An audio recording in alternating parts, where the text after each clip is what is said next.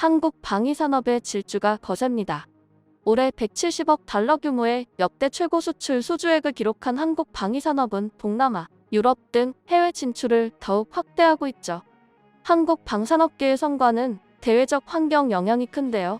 러시아와 우크라이나 전쟁 지속 등으로 전 세계적으로 국방비가 늘리면서 무기 수요가 증가하고 있어서입니다. 상대적으로 가성비가 큰 한국 방산업계가 주목받는 이유이죠. 그야말로 세계의 이모기 참고가 되어가고 있는데요. 홍콩의 사우스 차이나 모닝 포스트는 지난 6일 한국이 주요 무기 수출국으로 급부상함에 따라 조만간 중국을 제치고 세계 사이의 방산대국이 될 것이라는 보도를 내놓기도 했습니다. 작년 초만 하더라도 그게 개의치 않았던 중국 언론들이 요즘에는 발등에 불이 떨어진 듯 이와 관련한 소식들을 연일 내보내고 있습니다. 지난 10일 왕이뉴스는 200억 달러를 돌파라 한국의 방산 사업 세계 사이로 도약하는 비결은 무엇인가라는 제목의 뉴스를 내보내더니 한국이 세계 4위 무기 수출국이 되려 하는데 과연 한국은 중국을 추격할 수 있을 것인가라는 제목만 봐도 상당히 쫄고 있다는 것을 느낄 수 있는 보도를 내놓기도 했습니다. 뿐만 아닙니다.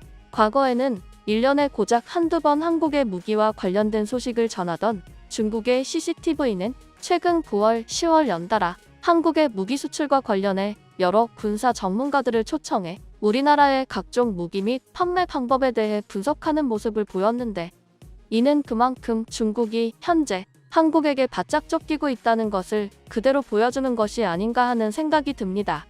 중국의 언론과 전문가들은 그동안 한국산 무기의 수출 호조에 대해 눈부신 실적을 거두는 것은 사실이지만 속사정을 들여다보면 제대로 된 원천 기술이 없이 미국이나 독일 양국의 기술을 활용한 것에 불과할 뿐이라고 닦아내리기 일쑤였습니다.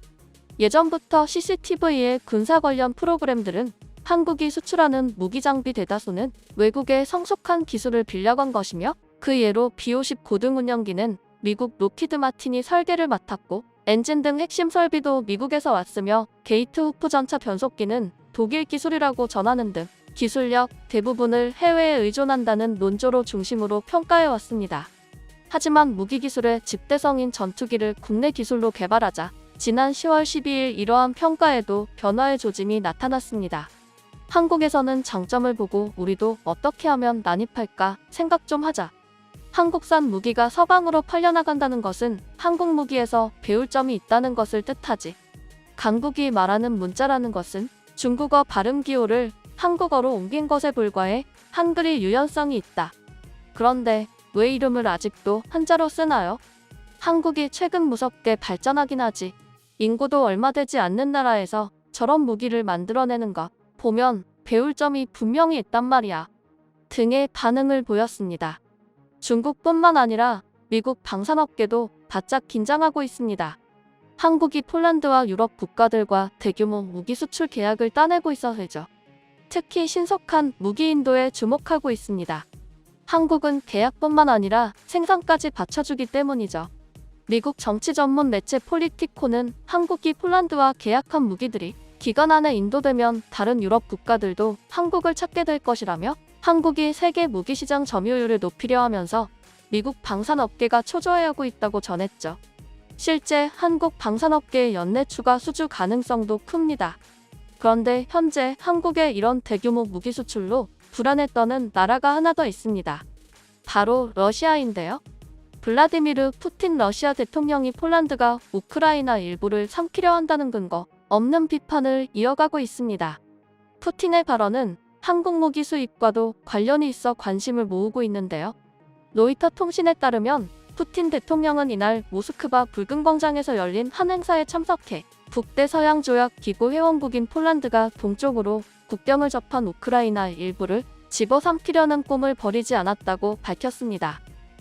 푸틴 대통령이 폴란드를 콕 집어 발언한 것, 폴란드의 반러시아 행보에 대한 불만으로 풀이됩니다.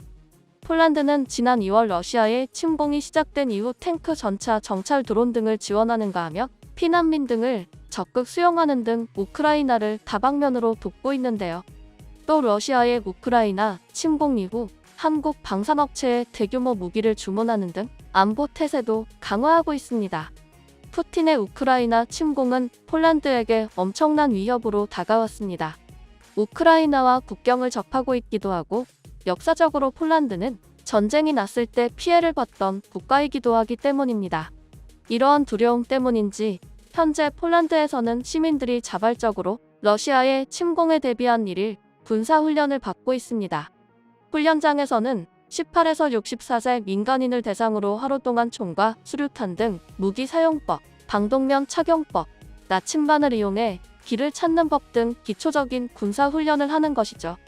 북대서양조약기구 회원국 중 러시아와 가장 가까운 폴란드는 지난 2월 우크라이나 전쟁 발발 후 러시아와 직접 충돌할 수 있다는 위기감이 엄청나게 커진 상태입니다. 폴란드는 방위력 증강을 위해 내년 군사비 지출을 기존의 2배 이상인 1380억 조티로 늘리고 병력도 5년 안에 현재의 14만 3,500명에서 30만 명으로 2배 이상 늘릴 방침이죠. 올해 2.4%였던 국내 총생산 대비 방위비 지출 규모는 내년에는 3%를 넘어설 전망이죠. 이는 무기 구입으로 극명히 드러났습니다. 폴란드는 한국과 대규모 무기 계약을 맺었는데요. 지난 7월 한국에 총 1,048억 달러 규모의 무기를 발주할 예정이라고 발표했으며 지난달엔 다연장 로켓 참모 도입 이행 계약도 체결했습니다. 또 현재 국산 레드백 장갑차 도입도 검토 중입니다. 앞서 푸틴 대통령은 한국이 우크라이나에 무기와 탄약을 제공하기로 결정한 것을 알고 있다고 경고한 바 있는데요. 그는 한국이 우크라이나에 무기를 제공할 경우 한국과 러시아 관계는 파탄날 것이라고 말했습니다. 우리 정부는 그동안 우크라이나에 무기를 제외한 방탄 헬멧, 천막, 모포 등 군수물자와 의료물자, 인도적 지원 등을 제공했지만 살상 무기는 지원할 수 없다는 입장을 밝혀왔죠. 그간 한국 정부는 우크라이나에 살상 무기를 제공한 적이 없고 앞으로 제공할 의향도 없다는 방침을 유지해왔습니다.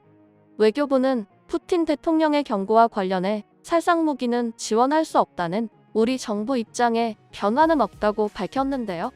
푸틴 대통령의 황당 주장은 우크라이나에 무기를 지원한 폴란드로 한국이 무기를 대거 수출하는 상황을 경계한 것이란 분석도 나옵니다. 폴란드가 우크라이나에 자주포 전차를 대거 지원했고 빈 무기 창고를 한국산 무기로 채우려 한다는 겁니다. 러시아 처지에선 한국이 폴란드를 통해 우크라이나에 무기를 우회 지원하는 것 아니냐고 불만을 가질 수 있습니다. 더구나 한국에 수출하는 전차와 자주포가 폴란드와 러시아 국경지대에 배치될 것으로 알려져 러시아가 더욱 불편하게 느낄 수 있습니다. 푸틴 대통령의 황당 주장에 대해 폴란드는 러시아가 폴란드와 우크라이나 사이 불화를 일으키기 위해 허위 정보를 퍼뜨리려는 시도라고 비판했습니다. 그러나 한국으로서는 푸틴의 이런 주장은 더욱 황당할 수밖에 없죠. 주변 강대국이 불안함을 느낀다는 것은 그만큼 우리의 군수 산업이 강력해지고 있다는 뜻이니 앞으로도 더 많은 발전을 하길 응원합니다.